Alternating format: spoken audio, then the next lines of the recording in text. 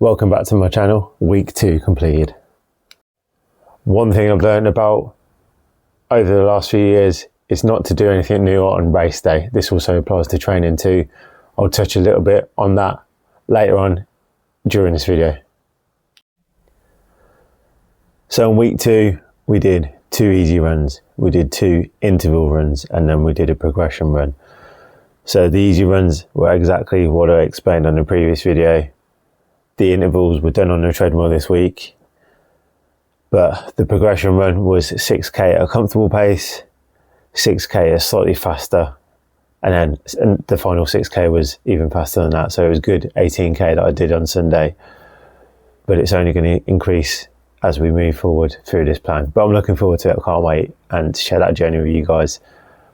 I'm absolutely buzzing. So I just want to talk a little bit about the progression run, which I mentioned a short time ago.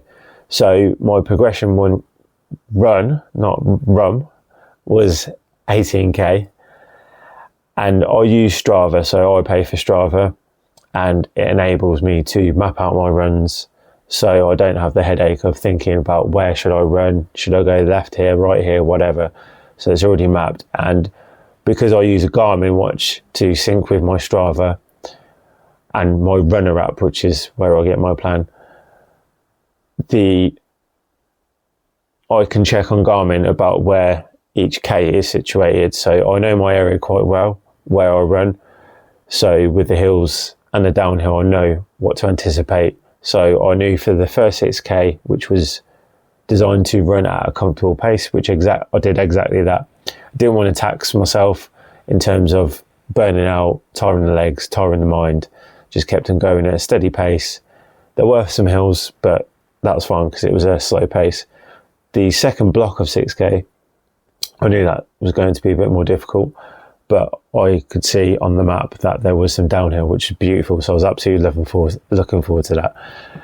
And there was a hill at the back end of that 6k, which was horrible, but you know, it's part of the run itself. My area is not completely flat, and I appreciate that. And then the next 6k, the final block, I kind of powered the last 2k, especially the last k. I just powered through it. I knew the end goal was nearly there. I was not that far away from home, so I knew exactly where I was. And it was a great feeling. I didn't feel tired after my run, which was great, which shows that my fitness is at a good level already. Not to say that everyone who runs a half marathon will be at a good level at week 2. But for me, I want to quicken my pace. So even though I ran 18k quite comfortably, my legs felt fine. My mind felt quite good. I wasn't sore. The only thing that I had was a bit of tiredness, and I couldn't go to sleep. I couldn't have a nap. It makes me sound like a baby, but from what I've learned from running these races is that you need to listen to your body. So if your body's telling you that you need some rest or it's sore, you know, embrace it.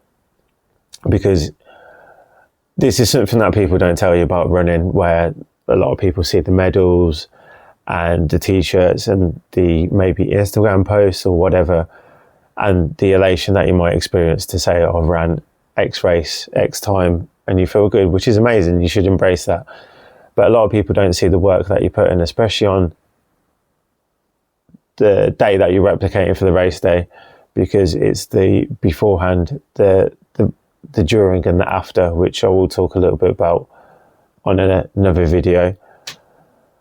But it's good fun. It's good fun. It is tough. It's not for everyone, but you do reap the reward. So it's with anything in life, if you put the hard work in, you get the reward. And when you get the reward through hard work, you know, it's just pure bliss and it's amazing. And that could be if you're studying for an exam, you're putting in the work for the exam, you're learning the content, you're revising it, you're doing practice papers, etc. And then when you get to the exam, you're fully prepared, and then you smash it, and then you feel great, don't you? So it's amazing. So that's what I'm talking about here. But I know running and exams are completely different in respects of one is physical, one is mental, and in terms of using your brain. But you could use the kind of same principles that you put the training in, put the studying in to achieve the end goal, which is exam is passing, of course, getting that qualification. Running is passing that goal that you may have, which I talked about on the previous video about having multiple goals within a race, which I do. Not necessarily it's right for everyone, but it might be right for you. So something that you can take on board, hopefully, and hopefully I'm making sense.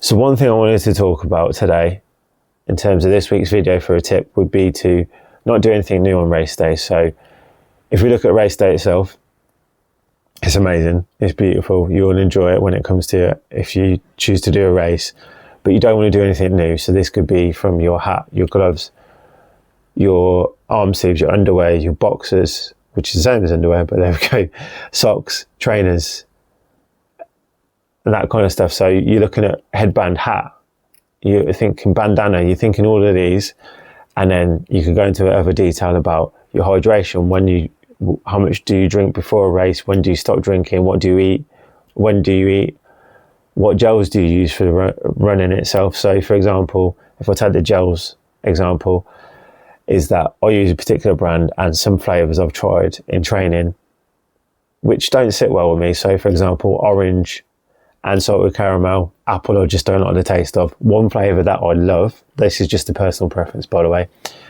is strawberry and lime. I absolutely love it. I want to get another box of it, and I'm using it during training. It sits well with me. I don't react in terms of any kind of dodginess around just my head, my stomach or anything like that. It feels great.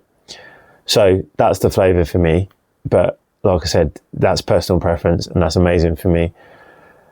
And one thing to look at in terms of a race is you may not want to carry all your gels. So they have a kind of general rules that you take a certain amount of carbs on per hour. So some people take carbs in terms of the gel sort of every 35 minutes of a race.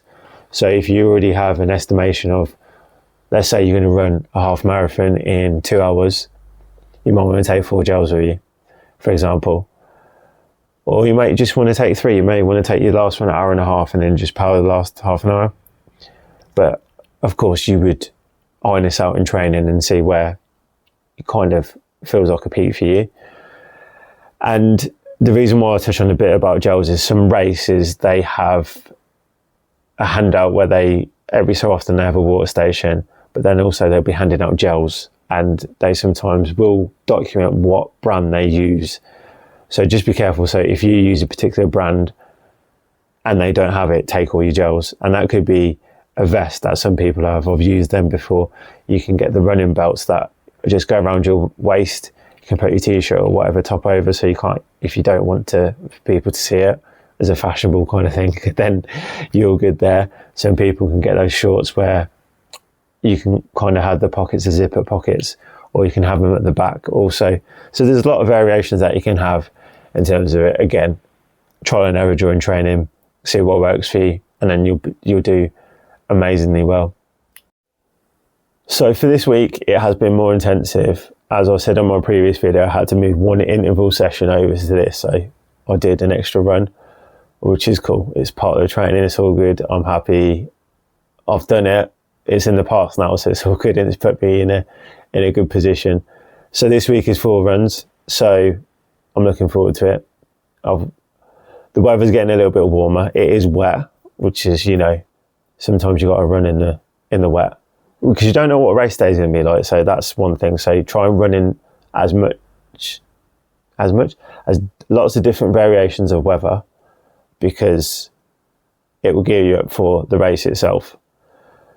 So for me, I'm going to do a track session tomorrow, hopefully, and it will be wet. I'm hoping that the water hasn't frozen over, because on a track that I've had from previous experiences, it's like an ice rink and it's horrible.